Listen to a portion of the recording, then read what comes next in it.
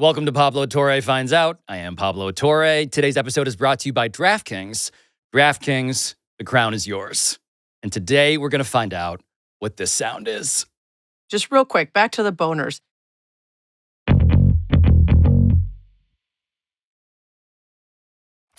By the way, nice to meet you, Wyatt. It's very nice to meet you. I'm not a good host. I'm not introducing I'm a very people. big fan of yours, and my husband and I really loved your show, Problem Areas, because I thought the vibe was just excellent. Thank you so much. That really means a lot. I'm a fan of yours as well. I was wondering if we had met before, but yeah, I've always been a big fan of you, and I miss seeing you on Around the Horn because you were so much fun on that show. Yeah. I was going to say. Yeah, Pablo was never fun on that show except for as the whipping boy.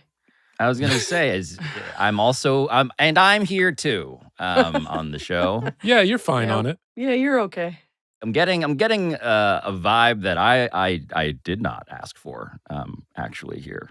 I mean, this show is just what you find out. It's not about what you ask for. What I found out is that you guys are already better friends with each other than you are with me, which is a hard thing to learn 3 seconds into a program. Yeah.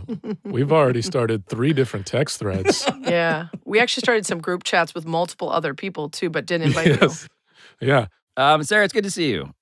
You, too. The last time you were on the show, you were super horny for mascots, and I presume that's still the case. Still am. When I was in college, I auditioned to be the mascot, and I didn't get it. At Carolina? At North Carolina, yeah. What's the Rams' name? Ramses. They put a lot of thought into it. What was that audition like? They put you in the costume, and then you got to like dance around and do stuff. And I didn't really know what to do. I just thought it would be fun.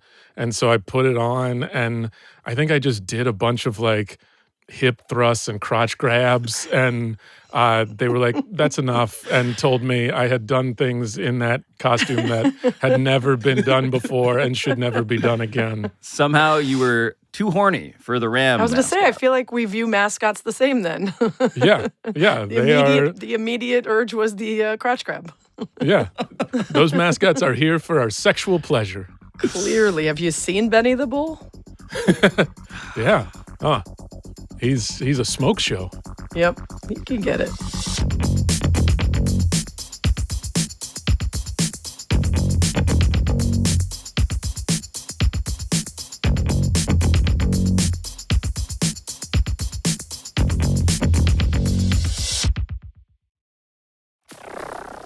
Wyatt, what did you bring us today on this edition of Share and Tell?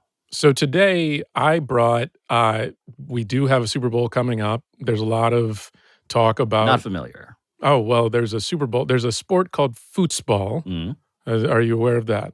Go on. It's different from the English football, but it's still with people, not with feet. But Super Bowl halftime show, Kendrick Lamar is performing.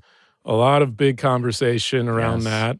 Now that Taylor Swift will be in attendance at the Super Bowl, maybe Taylor Swift will be leaving the skybox to make a surprise appearance. Who knows?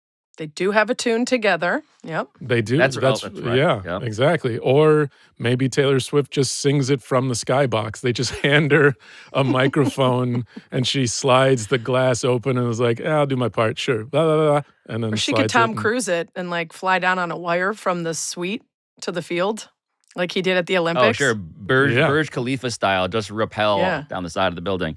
I like that we've already checked off all of the SEO bait for the episode in the beginning of this topic. The biggest show on turf. And it wasn't always recognized as that. But there was a time when the halftime show, it would be like Up With People or a high school marching band. Yes. Mm-hmm. And it was just kind of filler while everyone went to the bathroom and no one really saw it. Smoked a couple cigs in the locker room. Exactly, yeah. Oh, those were the good old days. You could just smoke in the locker room. Drugs that made your body still function but completely unfeeling. Yeah, get drunk a little bit. So just in thinking about that, that's what the halftime show was, and then something had to change it. Right. There was some moment that was that sort of catalyst moment that said, your tube is not good enough. And the thing that changed it was the sketch show In Living Color.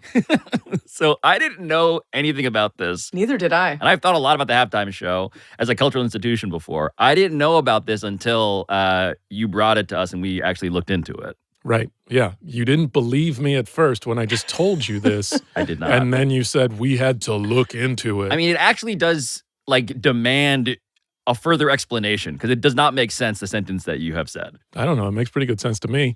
Roll the credits. Show's over. This has been Pablo Torre Finds Out, a Meadowlark Media production. All right. We don't need to do just a straight up impersonation parody of me. I don't know that wasn't a good impression of you. Mildly disrespectful. No, this is my impression of you.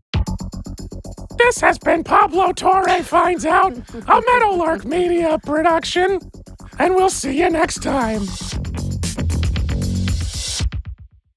Why, Wyatt, did you even discover that In Living Color was involved at all in this? I grew up watching In Living Color. It's a show that I enjoyed as a kid. It was one that inspired me to do what I do.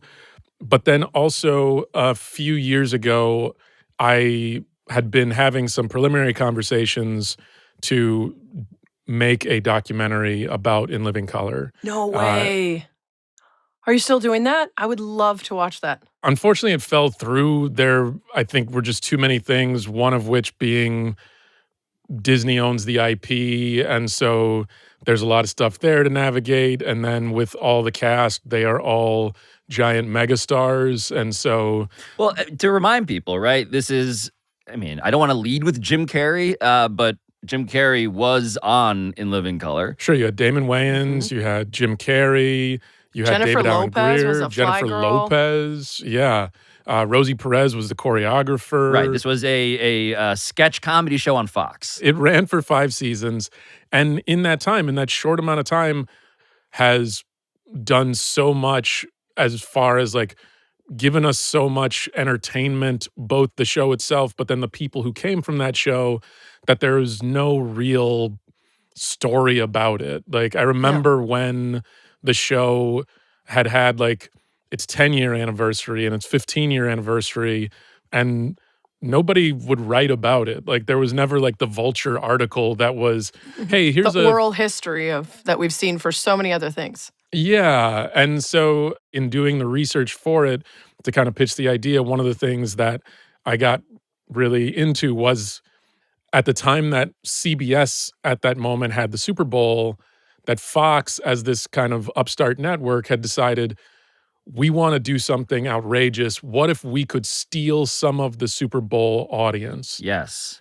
And what could we do to do that? And initially they said, what if we got MC Hammer to perform, and then we could get, In Living Color is our big show. What if we got them to do some live sketches? Right. This is 1992. And to your point, they were not winning halftime. It was dead time to go get your snacks, or you'd turn away and watch something else. So they were trying to keep people around in a way that you never have to do anymore because it's part of the show. And every network at that time had just ceded that to the NFL, that whatever network it was on, if it was on CBS, then we're never even thinking that halftime could be a thing, or even counter programming against the Super Bowl. It's the least thinkable thing now to go head to head against the Super Bowl halftime show. Right. But at this point in 1992, Fox sees this opportunity when CBS has a Super Bowl, and they say, let's create a distraction. Yes. That's going to steal audience and bring it over to us just for the period of halftime. Right. Yes.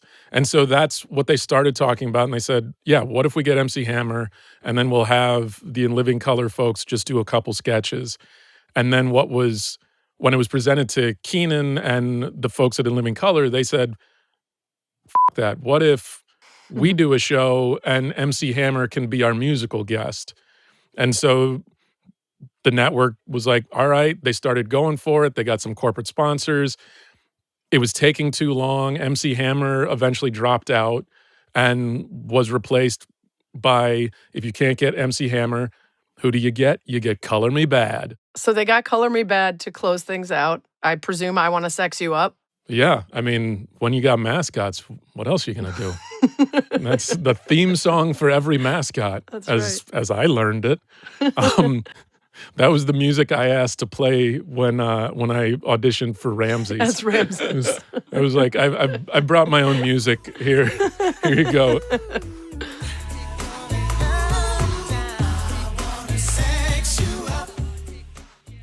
And now we have wet ass pussy. The times have changed. So yeah, they get Color Me Bad, and they do this. Hey, I know what you guys are thinking. You were thinking, hey, are these bozos going to make us miss any part of the second half? That's where this comes in. Our Super Bowl countdown clock. It'll be coming on later in the show to let you know when to switch back to the second half. You won't miss any of the senseless brutality. But check this out. The Bad Boys of Comedy got a lot of action for you right here. Fire Marshal Bill, Men On, and Color Me Bad performing here live. I love Wyatt. They have a clock in the bottom left corner. They're Yeah. like, they're very clear about what they're trying to do. Yes. It's like they're playing a prank on CBS specifically. Because CBS had planned their Super Bowl halftime show would be a promo for the upcoming Winter Olympics, which would be a salute to the Winter Olympics that would feature 2 small ice rinks. I just like the idea of on one channel is the In Living Color Super Bowl halftime party. And then in the Metrodome in Minneapolis is what is being hailed as this. Proudly presents the 1992 Super Bowl 26 Halftime Spectacular, Winter Magic.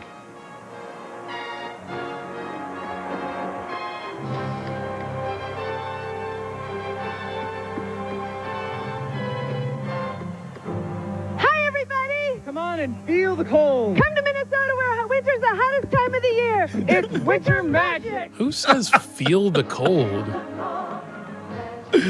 It's winter magic, Wyatt. You know. Whoa. I'm not going to lie. Brian Boitano was big in our family. Brian Boitano and Dorothy Hamill getting excited for some Winter Olympic figure skating. We would have been in. I mean, were you a big enough fan to continue watching this?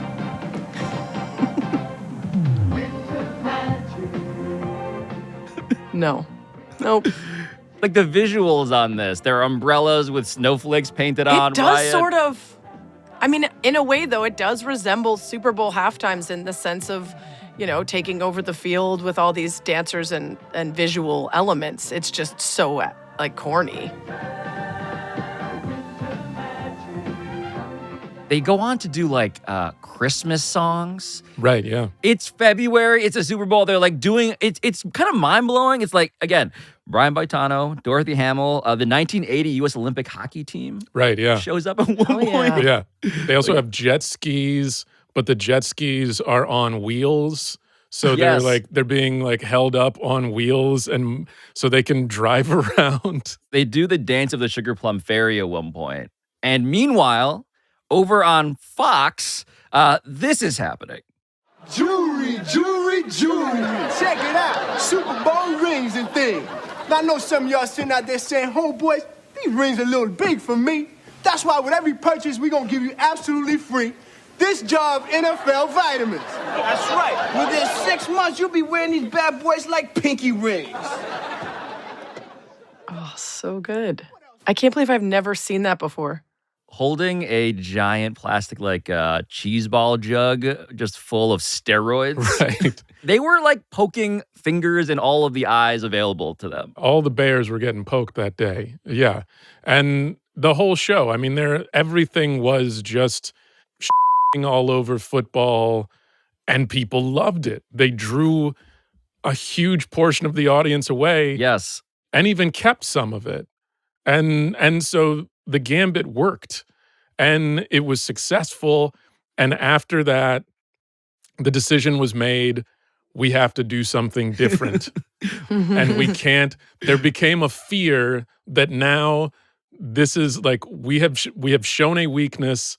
We have to come back with the most strength possible. What's also fascinating, and for the youngsters watching, they might not realize this, but Fox Network did not launch until 1986. So this is 4 years after the network launched. And if you remember, the beginning of the network was all about being disruptive to the traditional ABC, NBC, CBS. It was Tracy Ullman, The Simpsons, In Living Color. Married with Children. Yeah. It was all these things that were a little bit edgier. And the idea that Fox now couldn't do those sketches because they want the rights and own the rights. Like everyone's in bed with the NFL now, or everyone feels like they have a chance to be in bed because you can even have games as Netflix and streaming services. Back then, Fox was like the little kid, the little brother that was never going to win rights to have the games, so they felt perfectly comfortable skewering them. Like you just don't see that these days from major networks. Correct. Because they all have to be playing nice just in case they have a deal with them. The same way like ESPN had to stop running that Playmaker show. and the NFL was like, yeah, sorry, you can't do that. They have so much power now that to watch that is something to think about here, where it's like, oh, you could just do that then, because they didn't think they had a shot. And now, of course, Fox is in bed with the giant. Well, and also what's wild too is thinking about just how cautious those networks get, because at that time, so they had two sponsors that were interested in being the corporate sponsor for the In Living Color halftime show. One was Frito-Lay and the other was Pepsi. And at the time, Pepsi was really excited about this idea, and they started talking about, hey, if this works, then maybe we could also take the characters from In Living Color and put them in the Pepsi Challenge. And so we'll take like Homie the Clown and do some Pepsi Challenge spots with Homie the Clown. And we'll take, the Men On guys and put them in some Pepsi Challenge things, which now is a thing that you see more commonly, where you do see like sketch characters from SNL being used in commercials. This was the proto of that, but the live In Living Color, they were so disruptive and so like it's insane to watch it. They pushed the boundary so far, one of which making a joke about Richard Gere, yes. There at the time there had been a. We all grew up with the gerbil story. We all knew the gerbil story. Sure, yes, but there might be younger audience members who are not familiar with this. But there was a time where it had been intimated that Richard Gere had gotten intimate with a gerbil. Well, the gerbil had gotten into Richard Gere, I think. Yeah, just to be more specific, to put a finer point on it, Richard Gere allegedly put a gerbil in his ass. Yes, yeah, as one might. Allegedly. Yeah, and so they make a joke about that, which they got past the censors. They made a second joke that got past the censors, and both of those things were the bridge too far for Pepsi, where they then said, you know what, never mind, we're going to cancel this deal. And so the NFL, and rather the networks that have the rights to the most important piece of cultural real estate that we have now, they decide to change gears. Yeah, to sort of silence tiny little Fox at the time. And they went and they got Michael Jackson, the biggest pop star of the moment.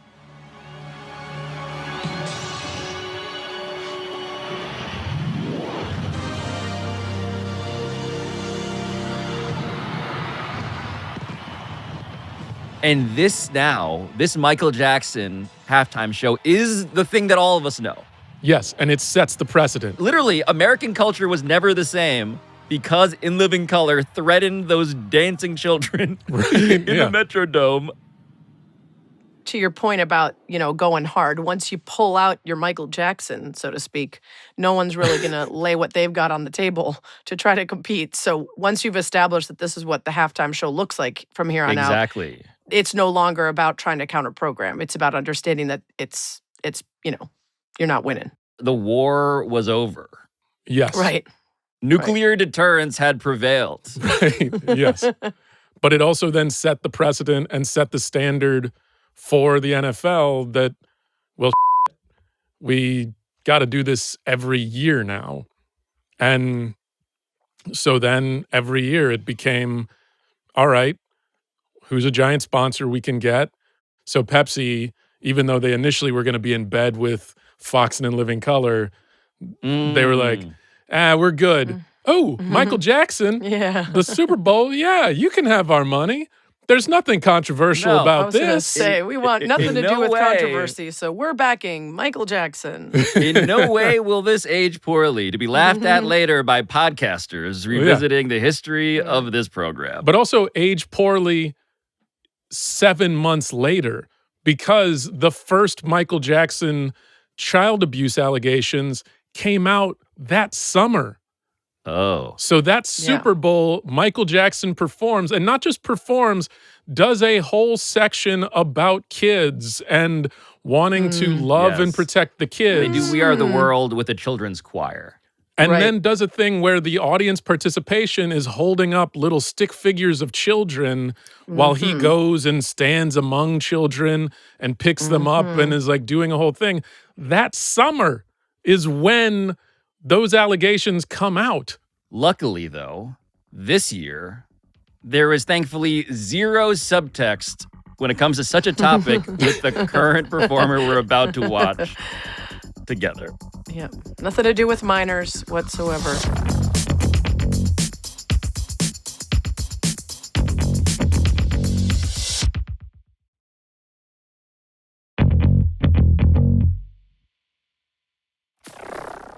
I did want to talk about the curious case of tech mogul Bryan Johnson. Bryan Johnson is a guy who may have come to your attention recently because he posted a tweet about his boner as it compares to his son's boner. And in case you are wondering, why am I using these words? This feels gross.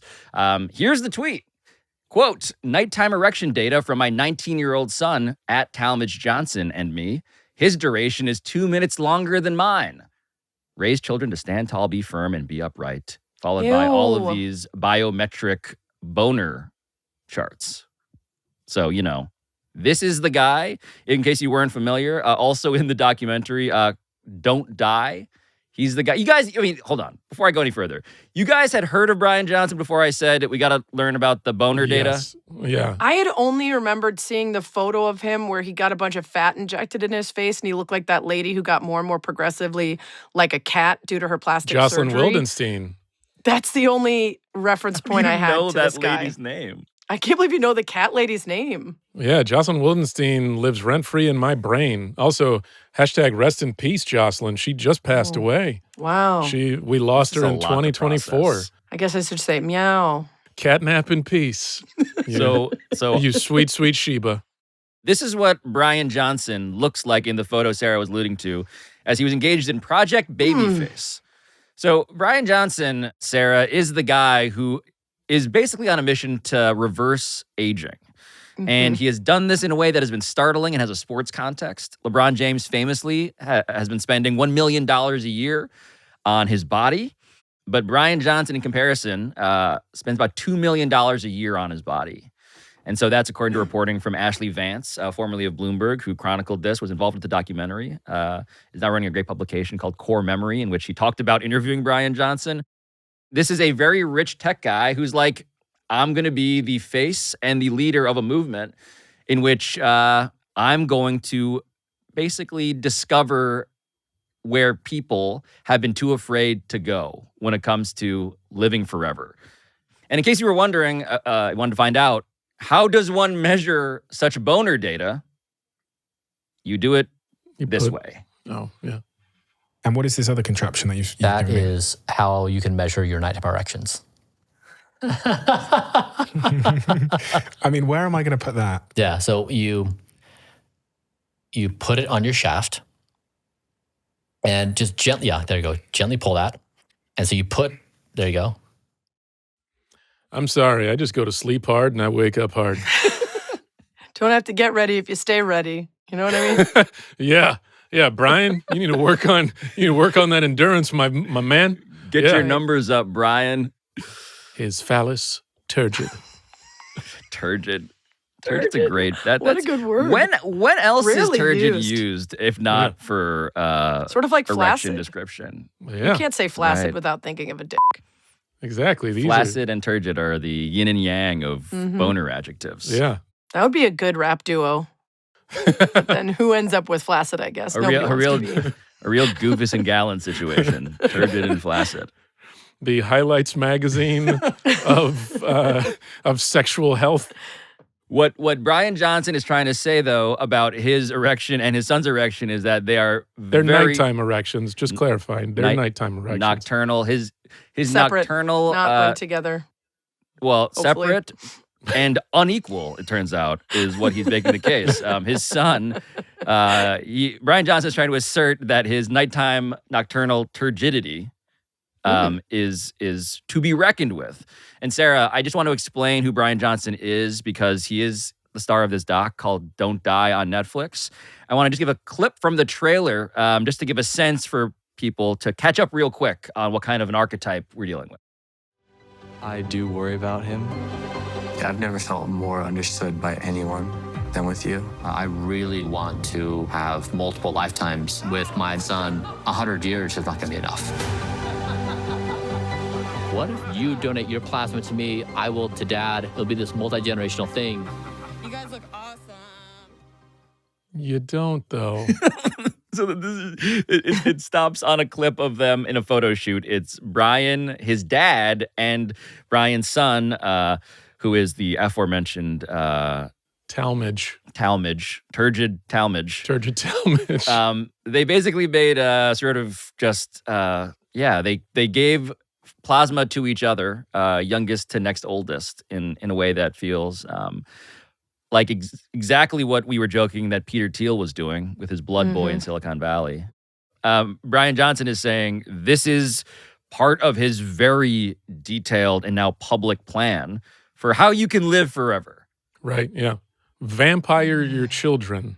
Mm-hmm. I mean, and then test each other's boners. I'm trying to piece together how we went from getting plasma to boner data.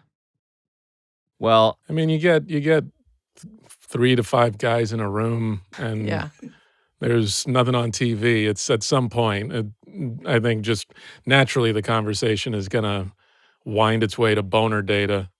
Right. It's what's that? You talk long enough and Hitler comes up. It's that for men with dicks. Yeah. Yeah. It's however many monkeys in a room eventually typing out boner data. Yeah. I believe is how that that old saying goes. Bryan Johnson, by the way, it's just interesting how, like I mentioned, Peter Thiel, who was, again, from the PayPal mafia famously with Elon and David Sachs and all these gargoyles that we know now. But Bryan Johnson, he had built an online payment processing company himself called Braintree, which bought Venmo, and then he sold Braintree, it turns out, to PayPal in 2013 for $800 million, which is to say that somehow like online payment processing is a real through line in the dystopian future we have entered. Just real quick, back to the boners. His name is Johnson. It's a little on the nose, or I guess on the but the point is he's testing his boners next to his son's in order to prove that part of the aging process that isn't affecting him is sexual virility. I mean, what he's saying is that one of the indicators of the way in which he has slowed the rate of aging is nighttime erections. And so Bryan Johnson at age 47 is on par with his 19-year-old. Couldn't you compare it to other 47-year-olds instead? Or couldn't you compare it to anonymous data from many people in their early 20s? Instead of, weirdly, posting about your son's boners, tagging him in those posts, and then saying, raise your kids to stand firm and upright. This part to me is like a departure from the already weird obsession with not dying, is also this desire to be connected to his son, both in terms of like injecting his plasma into him, but then also having boner offs. Like, is this weird to you guys, or am I just a woman? No, there's a very weird part of like just skimming over it. I mean, because even as you said it, it is like when you put it like that. I mean, he's sharing his son's medical data, which also feels like a violation, and everything about it. What you've shown me, what I've read about it, what I see in that dynamic with the son. If there's anyone I am horribly worried for, it is Talmadge Johnson, because at some point Bryan is going to realize maybe there's science where I could just put my brain in Talmadge's body. Like he's saying, oh, I want us all to live forever. Or clone him, or, any number of weird sci-fi rich person weird things to take the next step. Like he wants to get out his own son. Yeah. Yeah. Or Talmadge might already be in the sunken place. He's in the cult. He did quote tweet the tweet from his dad saying, quote, "I'm grateful for the way my dad has raised me, period." Yeah, he's already, that sounds like something you'd write with a gun to your head. He's in the turgid place. He's in the turgid place.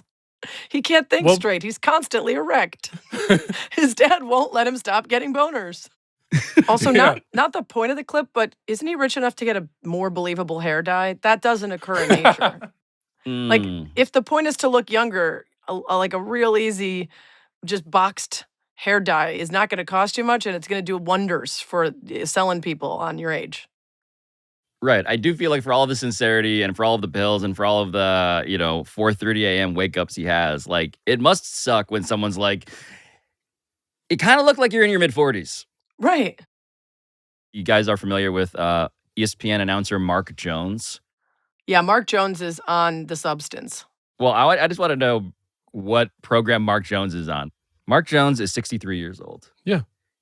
Mark Jones looks younger than Bryan Johnson, and it's not close. I'm 85. What are you talking about? Yeah. It's called melanin, my friend. Yeah, exactly. Get you some. Yeah. He doesn't need 130 pills. Just get some melanin.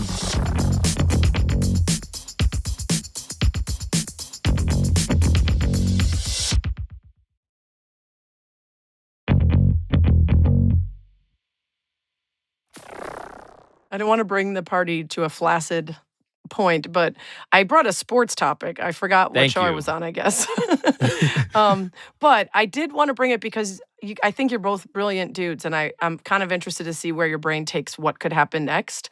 So I don't know how familiar you are with the NWSL having a new CBA that they signed a couple months ago. And part of it that we're now seeing manifest is they got rid of the draft altogether. They got rid of the college draft. They got rid of the expansion draft. There's no restrictions on movement for players at all. If you're out of a contract, you get to decide where you go. If you want to get traded, you have to agree to it. A team cannot trade you anywhere without you agreeing to it. And free agents can sign whenever they want. There's not even restricted free agency where the team that originally had their rights has a chance to match. It is entirely players' rights now. And this is in part because the NWSL was having trouble competing with World Soccer and FIFA that operated in entirely different way, right? So if a global team was trying to get you to play for them, you might choose them purely because you don't want to get drafted to somewhere that you have no choice. And, that was a disadvantage to the NWSL. So this is the first real off season where we're seeing not only collegiate and younger players just sign with whatever team they choose, but also seeing all these free agents potentially choose NWSL, WSL, which is the European Women's League in England. Naomi Girma, who's a superstar for the U.S. national team and was playing for the San Diego Wave, just left and went to Chelsea out in England, had the biggest transfer fee of over $1 million for a female player ever, and signed a 4-year deal with them. And because of the way they restructured their rules, that was able to happen during a transfer window. Yeah, that's right. Naomi Girma is a Chelsea player, which means Naomi Girma is now the world's most expensive player. Naomi, welcome to Chelsea. How does it feel to be here? It doesn't feel real. I'm just so excited to be here in person now. It doesn't feel real. I actually just want to jump in to say that, it's amazing that the NWSL, the National Women's Soccer League, did the thing that every think PC analyst in sports has been musing about, which is abolish the draft. Yeah. No league in America has done that of this stature. And so the experiment, which I'm one of those people in that choir, by the way, of just look, there are two levels, Wyatt. One is the level of fairness, obviously. It's insane always that in this industry, in sports, you have zero control, despite having all of this value over what you are and where you are going to actually use your talents to misparaphrase LeBron James.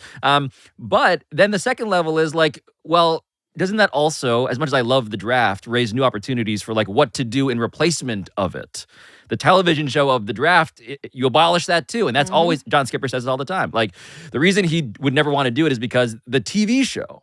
But now you're actually forced to be creative about the entertainment of a world that is more fair and now, again, far more open in terms of like how you're going to go around both making decisions and then portraying them to your audience. Right. Yeah, I mean, there's the spectacle and the entertainment side of it, but then there's also how it serves a league. So, for instance, in the past, there was a Supreme Court ruling. This Supreme Court Justice, Stephen Breyer, wrote in Brown versus Football, 1996, clubs that make up a professional sports league are not completely independent economic competitors as they depend on a degree of cooperation for economic survival. So in the past, basically, antitrust laws and things that people felt like a draft were in violation of, were able to be saved around the idea that each individual part of a professional league is really just one company, sort of.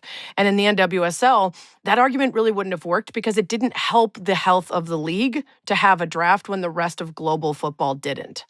Right. So it benefits the health of the NWSL to operate in the same system as FIFA football and global football. The NFL would have different rules. The NBA would have different rules. So yes, it's very interesting to think about for player rights purposes, how you might replace the draft and do something else. But also, it would be harder to get rid of it in the professional men's leagues in the U.S. because of the fact that they aren't really operating in a global system the same way the NWSL wants to. With the NWSL and the things that they've put forward, is that also something that exists in the European League? Or are there things that the NWSL are doing that aren't just the same as what you're seeing in the European League, but maybe even a step further? No, this is a very essentially American thing to take away an individual's rights and put them instead with a league or a team. In global football, with like, let's say, Naomi Girma and transfer fees. Naomi Girma is headed to Chelsea because she wanted to go there and they wanted her. She was under contract with the San Diego Wave of the NWSL through the end of 2026. So first, San Diego and Chelsea have to agree on a transfer fee, which is the amount of money Chelsea is going to pay San Diego to have the rights to Naomi Girma. That's over $1 million. And then they also have to convince Naomi Girma to go there and sign there. Even if they agreed on the trade and the transfer fee, she would not have to go there unless she agreed to it. So at every turn, there is both a negotiation between clubs on a transfer fee and a negotiation between player and club. An interesting element that is potentially going to come up and is already being discussed in the MLS is, should a player get a percentage of that transfer fee? Because ultimately, it's their value that's dictating how much is being paid and why.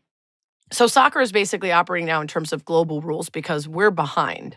America is the one catching up. Whereas all the other leagues, we're sort of setting the precedent. And so I think it'd be harder to unravel. But if I were a men's professional athlete in the US looking over at the NWSL, would I have a lot of thoughts about how much better it would be to be able to pick where I got to go instead of getting sent to fill in the blank, where allegedly parity is what's driving things, but you know that it's a bad team that's poorly run with bad facilities, bad owners, everything else, and you have no choice. You're stuck there. It's an amazing thing, right? Like the argument for the draft is inescapably socialist. And we have all of these capitalists who are saying we must have this because that is parity, right? Like otherwise, small markets will lose out to big markets. The most marquee teams will always get the best players because why would they want to go to fill in the blank, Cincinnati / whatever, like just also ran market. But it's corporate socialism, which capitalists have never had a problem with corporate socialism. It's not socialism for the individual, the player, the collective in that way.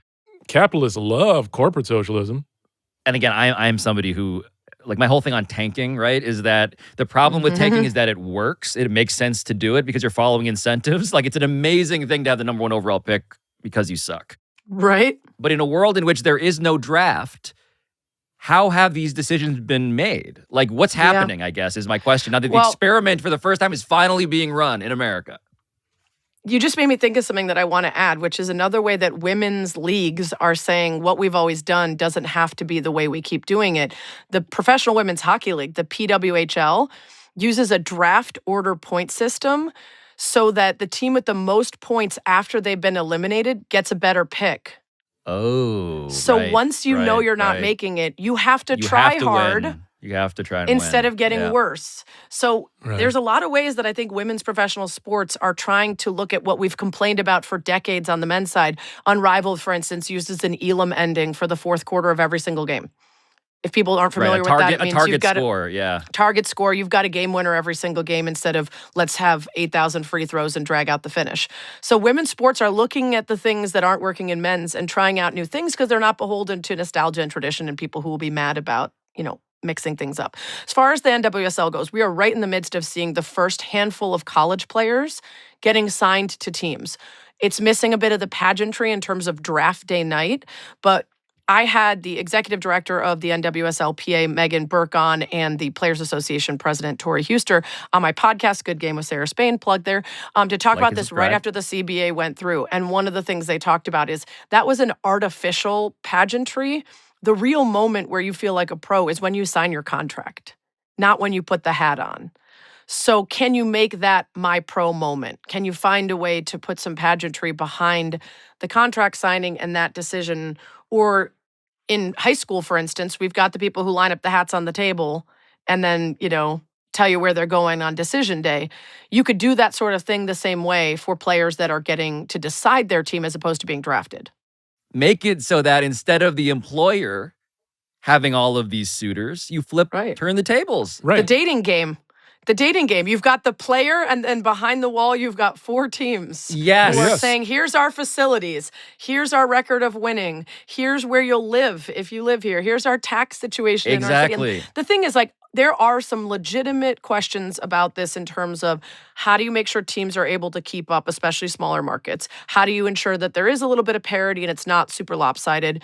How do you keep fans interested in an also-ran team if they don't have the hope of a draft, the hope of that savior that's coming in? Sure. On the other hand, you force every team to have better resources and investment and good coaches and a plan to win because they can't get by on luck and the idea that if they fail, they're still going to get a shot at a star. There's loyalty and respect going both ways where a player wants to be there and you want to have them that might result in better relationships and conversations when you have to choose where you want to go and stay there if you want to stay there. I mean, I think there's a lot of doomsday scenarios to keep a system in place the same way that we had doomsday scenarios about NIL and paying players in college solely so that we could keep the billionaires rich and keep the player without any rights.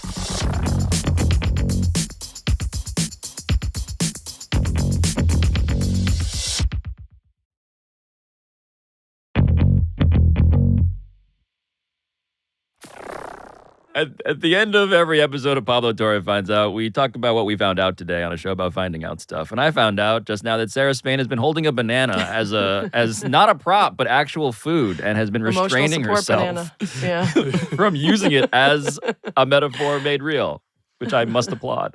Pablo, I found out that you need to do an episode where you take 130 vitamins a day and find out what happens to you. Will you get younger? Will you become more virile? Yes. At this rate, I don't think I want anybody to ever see the data that is inside of me. I don't think that's going to go well. I found out that I really want to see a Wyatt Cenac documentary about In Living Color. So I want that to happen somehow, some way.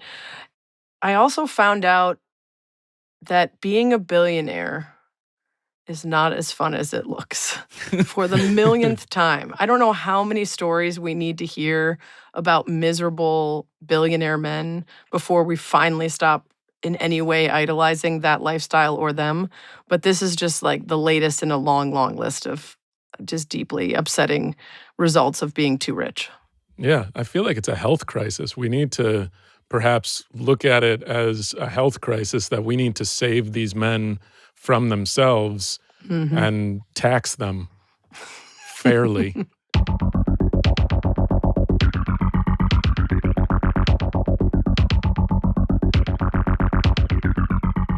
This has been Pablo Torre Finds Out, a Meadowlark Media production. And we'll see you next time.